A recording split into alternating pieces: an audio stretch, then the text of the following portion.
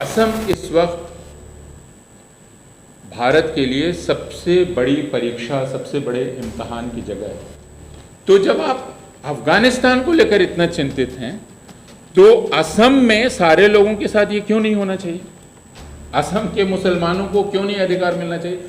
जितनी भी अंतर्राष्ट्रीय संस्थाएं हैं, वो संयुक्त राष्ट्र संघ की संस्था हो, वो यूरोपियन यूनियन की संस्था हो, वो दूसरे मानवाधिकार संगठन हो, आपको सबसे जीवंत संपर्क रखना हो। कि असम में जो एक झूठ बोला जा रहा था, उसका पर्दाफाश हो गया।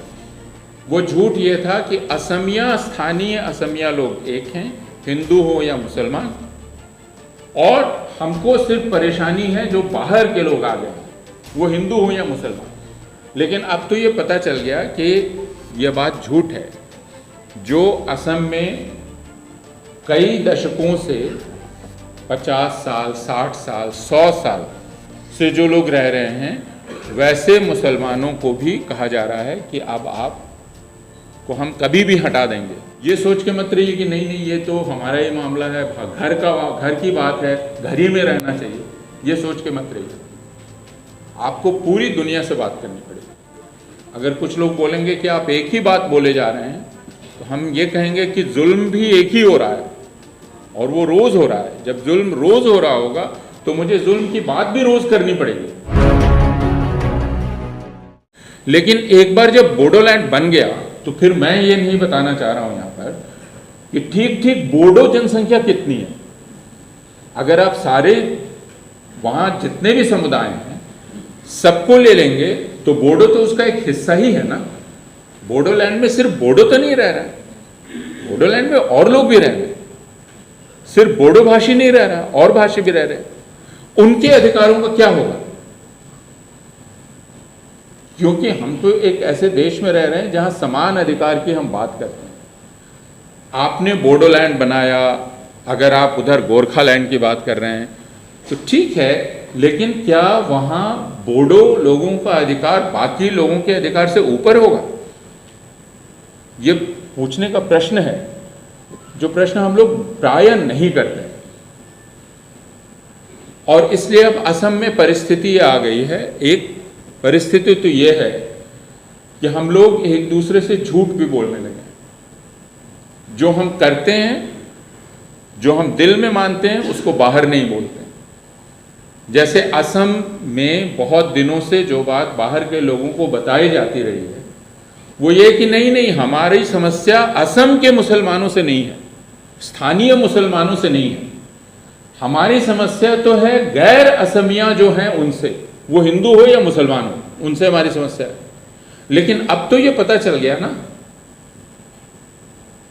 कल आपके मुख्यमंत्री का बयान आ गया कल रात को, जिसमें मुख्यमंत्री ने कहा कि भारत हिंदुओं का देश।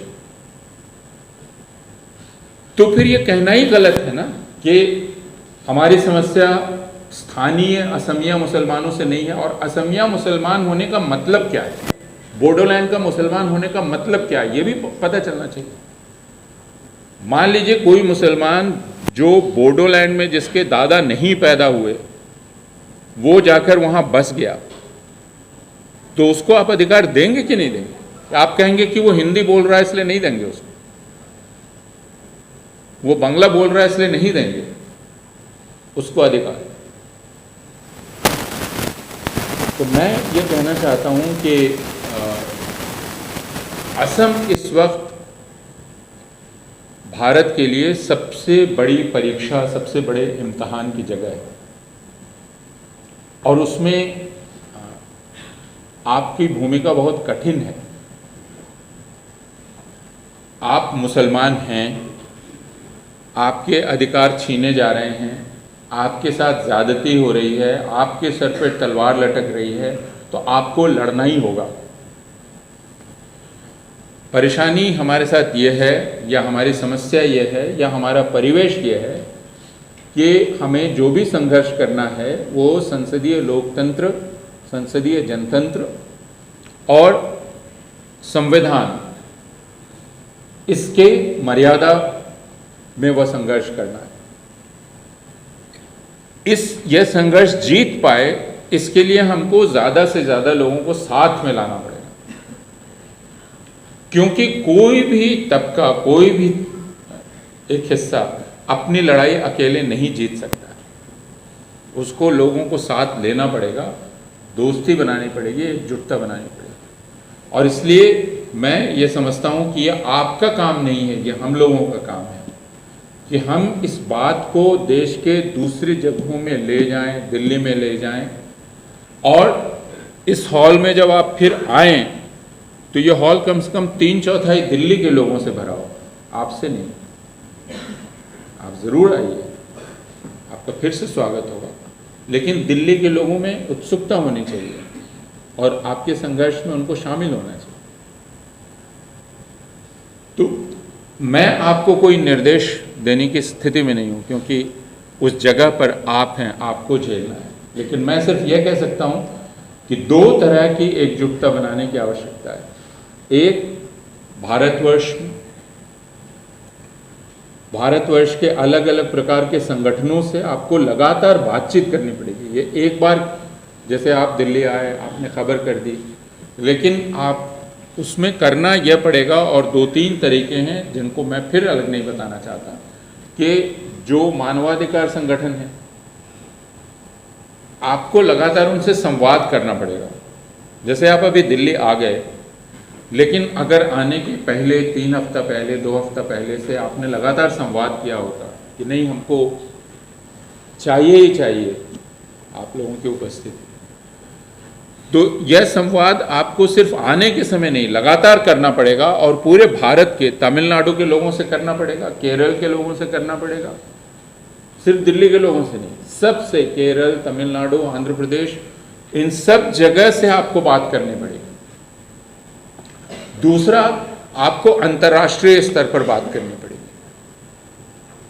आपने सुना होगा अभी दिल्ली में एक कॉन्फ्रेंस हुई, रूस, कजाकिस्तान, ताजिकिस्तान, ये सारे देश और भारत मिलकर क्या बात कर रहे थे वो लोग? अफगानिस्तान की हालत बहुत खराब है, अफगानिस्तान में एक अतिवादी संगठन आ गया है, और सबने मिलकर एक डिक्लेरेशन जारी किया। आपने पढ़ा होगा डिक्लेरेशन। क्या कह रहा है डिक्लेरेशन? वो डिक्लेरेशन कह रहा है कि अफगानिस्तान में जो अल्पसंख्यक हैं, जो दूसरे समुदाय हैं, उनकी भागीदारी सरकार में होनी चाहिए। ये कौन कह रहा है? भारत कह रहा है, रूस कह रहा है, ताजिकिस्तान कह रहा है कि अफगानिस्तान की सरकार में सिर्फ एक तरह के लोग नहीं होने चाहिए, सब होने चाहिए। वो कह रहे हैं ना। फिर वो कह रहे हैं कि वहां जितने लोग हैं सबको सारी स्वतंत्रता होनी चाहिए। तो जब आप अफगानिस्तान को लेकर इतना चिंतित हैं, तो असम में सारे लोगों के साथ ये क्यों नहीं होना चाहिए? असम के मुसलमानों को क्यों नहीं अधिकार मिलना चाहिए? मैं ये इसलिए कह रहा हूं कि आपको अंतर्राष्ट्रीय स्तर पर बात करनी पड़ेगी।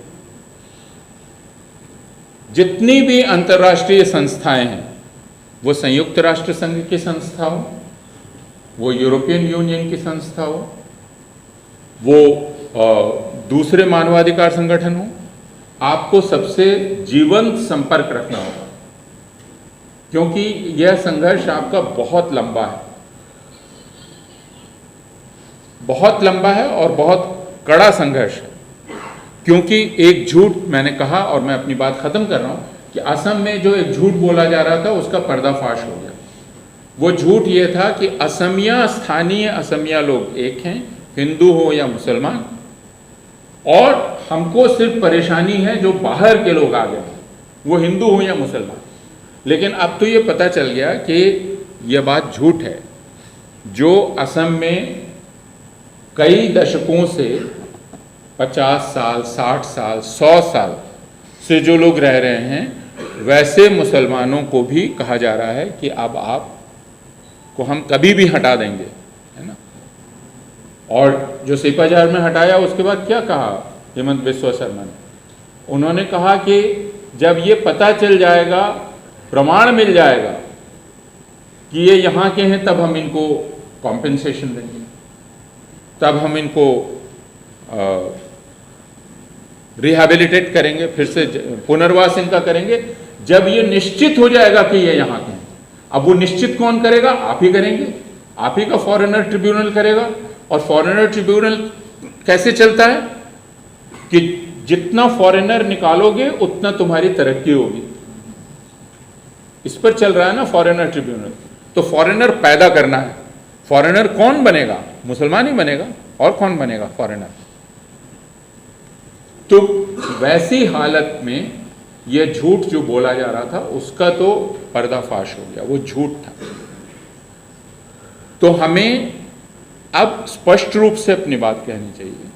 और जैसा मैंने कहा कि इन स्तरों पर आपको एकजुटता बनानी पड़ेगी, पूरे दुनिया में आपको लगातार ये बात बोलनी पड़ेगी हर देश से कि ये हो रहा है हमारे साथ। ये सोच के मत रहिए कि नहीं नहीं ये तो हमारा ही मामला है, घर की बात है, घर ही में रहना चाहिए, ये सोच के मत रहिए। आपको पूरी दुनिया से बात करनी पड़ेगी।